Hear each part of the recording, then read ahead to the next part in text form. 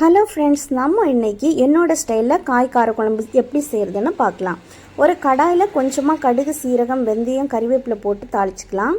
இப்போது ஒரு வெங்காயம் போட்டு லைட்டாக வதக்கிட்டு கூட ஒரு தக்காளி போட்டுடலாம்.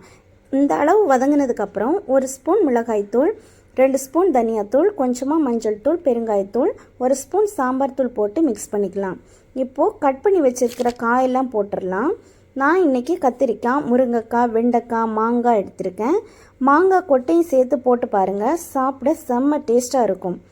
காயெல்லாம் மிக்ஸ் பண்ணிவிட்டு தேவையான அளவு உப்பு போட்டு தண்ணி ஊற்றி மூடி போட்டு வேக வச்சிடலாம். கொஞ்சமாக புளி கரைச்சி அது கூட கலந்து திரும்ப வேக வச்சிடலாம்.